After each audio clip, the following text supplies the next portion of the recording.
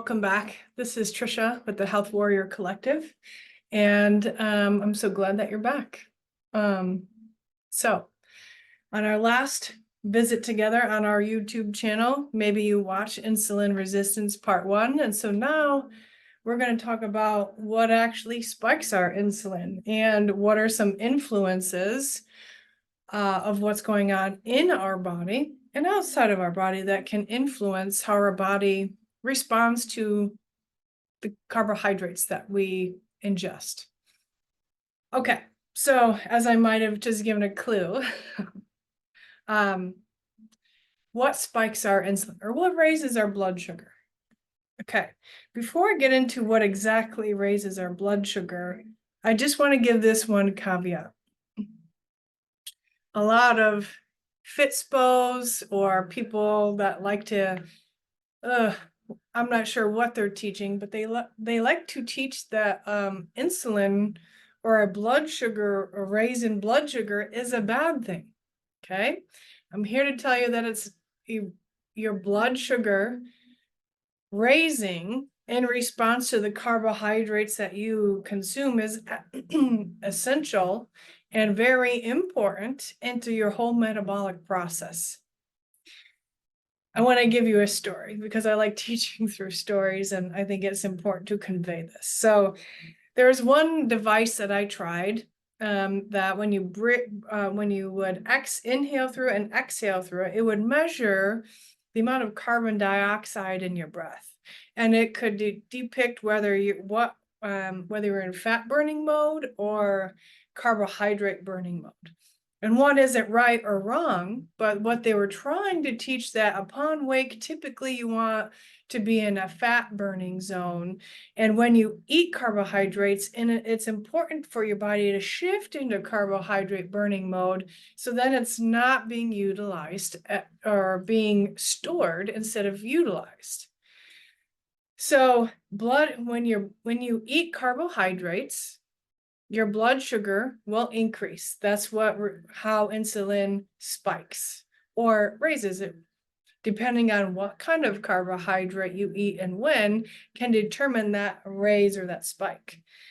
So how I like to teach individuals to eat, depending on their design, how they're wired, what stage of their metabolic process that they're in, or their stage of metabolism damage or repair that they're in, is that carbohydrates are meant to raise our blood sugar. So let's talk about what carbohydrates are.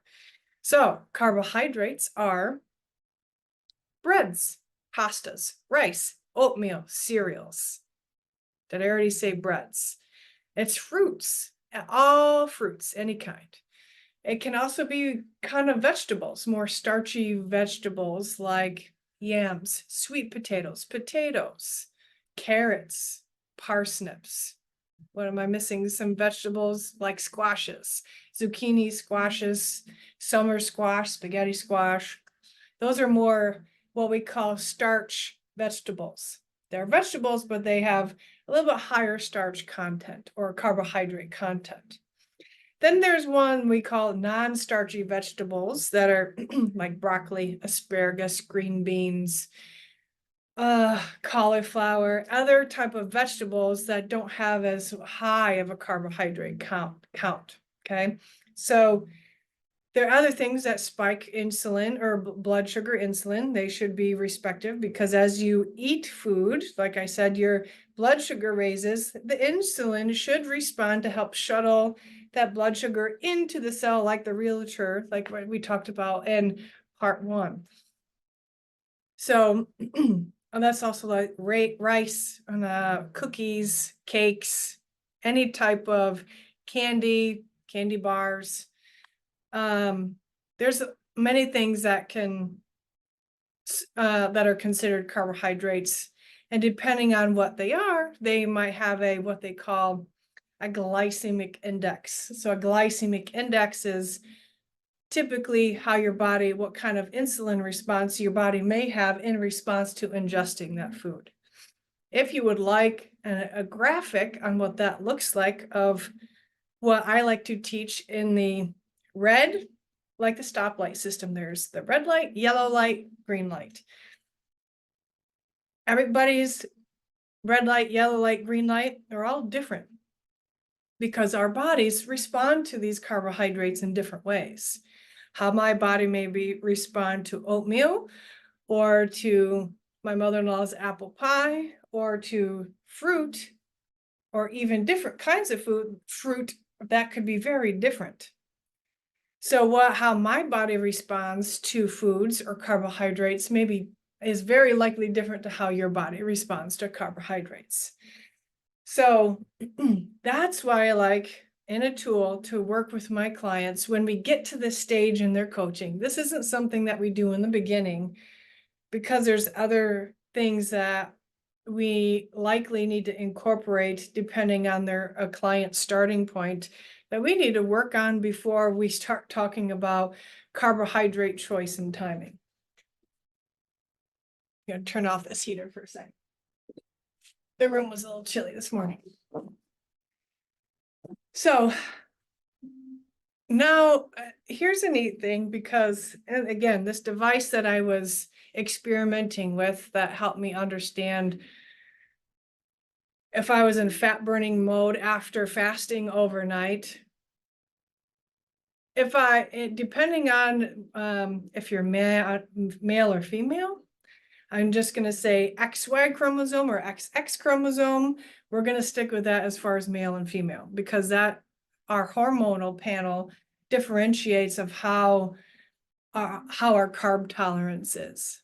Okay, so I work with mostly female, not that I'm discriminate towards men, but I'm just going to focus on men XX versus XY as far as how our bodies utilize carbohydrates.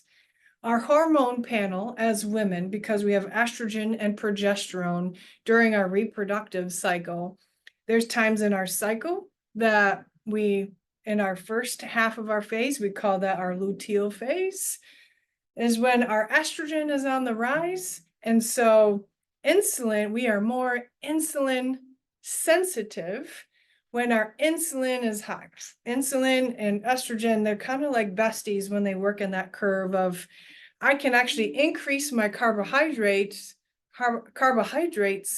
when my estrogen is high because estrogen helps my muscles and the other tissues of my body utilize or metabolize the carbohydrates.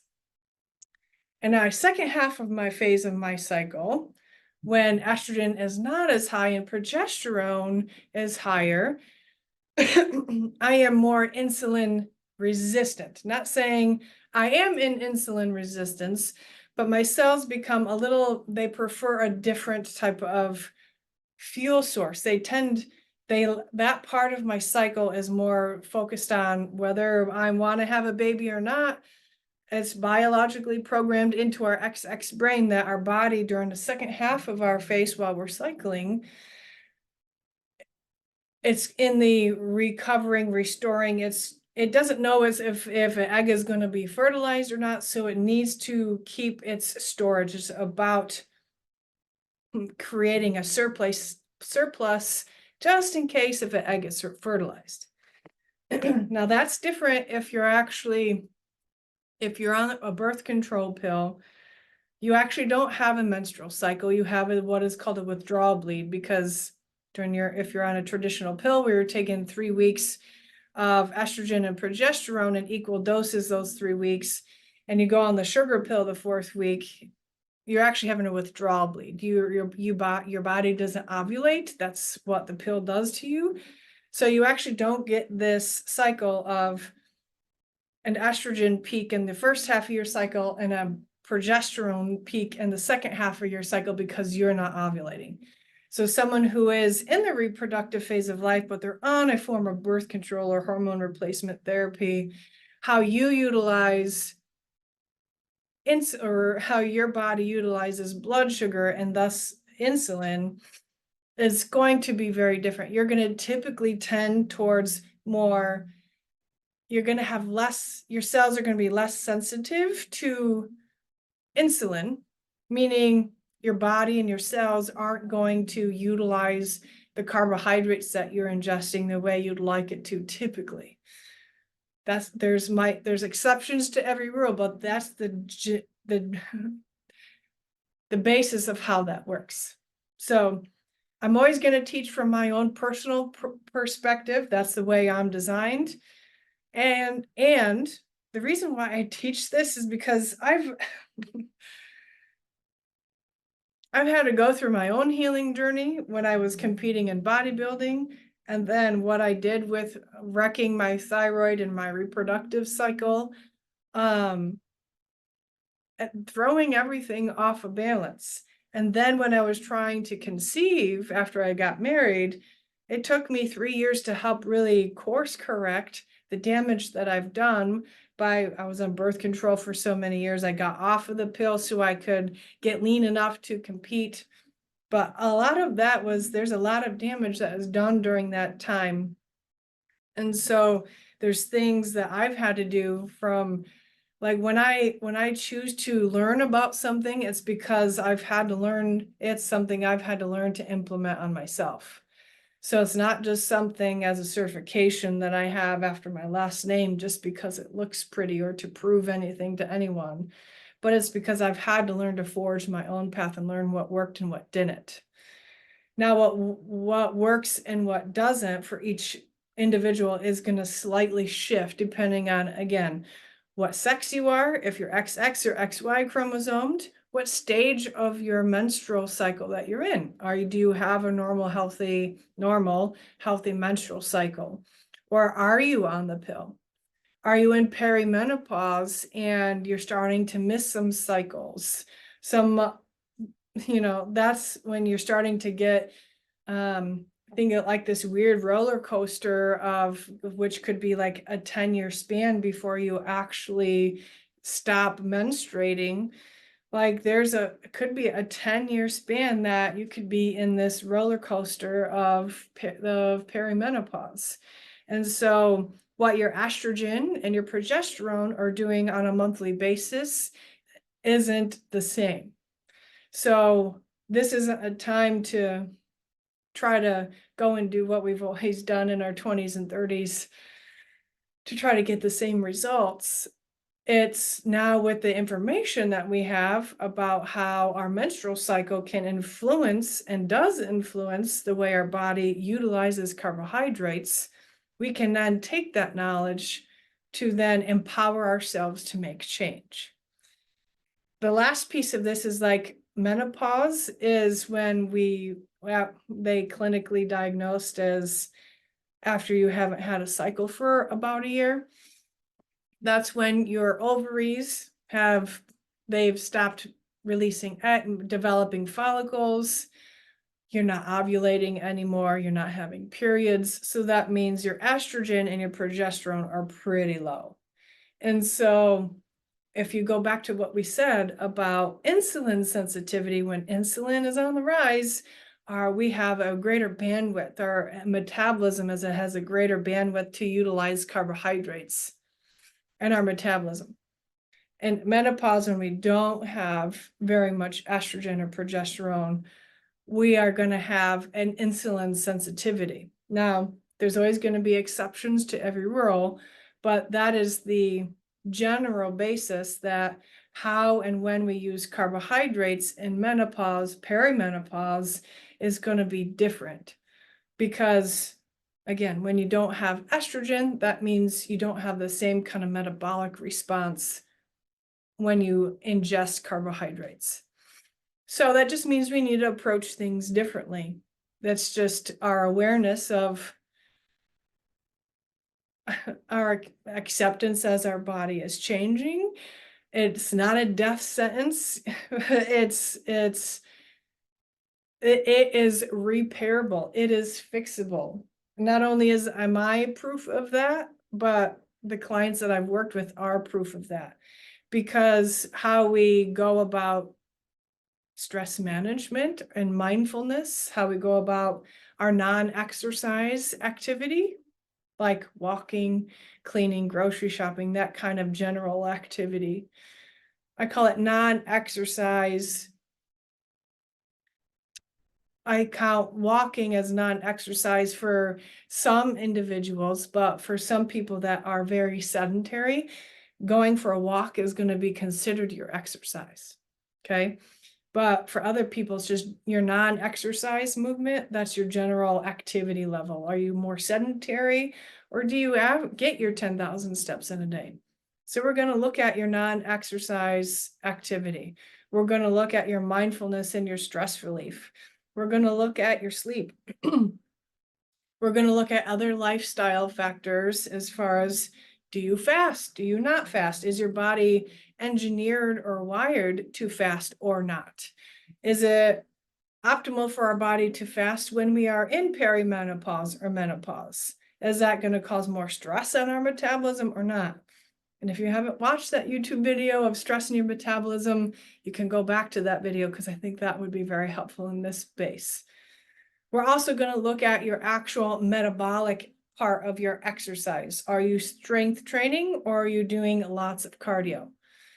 Because one is going to cause more depletion on your nervous system and your ability and resilience and stress in menopause and perimenopause, or strength training is more like a deposit to help build your metabolic profile and the intensity of that exercise. So there's many things to look at in our body, excuse me, our body's individual response to the carbohydrates that we eat. Let me take a swig.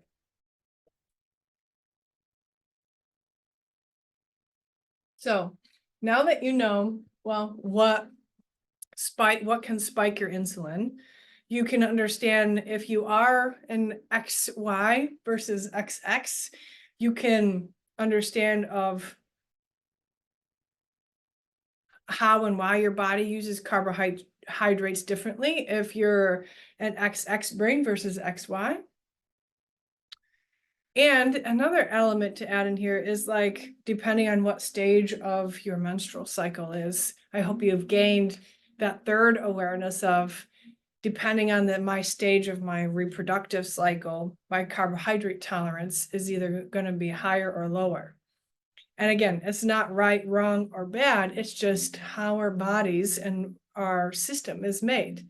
That may shift individually depending on where your starting point is versus someone else's. That's why it's important to have a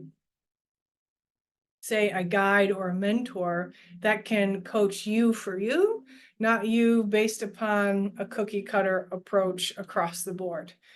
And I don't, carbohydrates are not bad. I want you to get that out of your head. We just need to have a better informed choice on what carbohydrates are good for our body. And when I say good, it's not a morality thing. It's good as in our individual response to ingesting this food. Does it increase my blood sugar, and how much? What if I pair it with other foods? Does that help lower the glycemic index or the amount of insulin response my body has to that?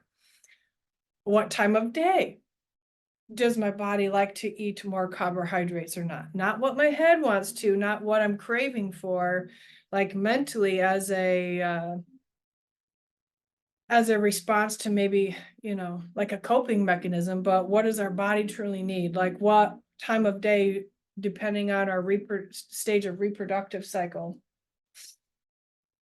might it be better for us to consume carbohydrates? So we look at all of these different variables, and depending on who you are, where you're at in your productive cycle, it's important to find a guide and a mentor or a teacher that can meet you for you and not treat you like another number or a cookie cutter program. So I hope you found this helpful of a follow-up to Insulin Resistance Part 1. And this can empower you to make an educated choice on what you do with your exercise, your mood management, how much your body likes to move a day, and really get tuned into if you are looking for more help and guidance within this matter, I hope that you find this valuable. I hope you ask me questions. And is this something that you see working with me on? I hope that this hits home for you and gets you thinking and empowers you to live your best life. Until next time. Bye, y'all.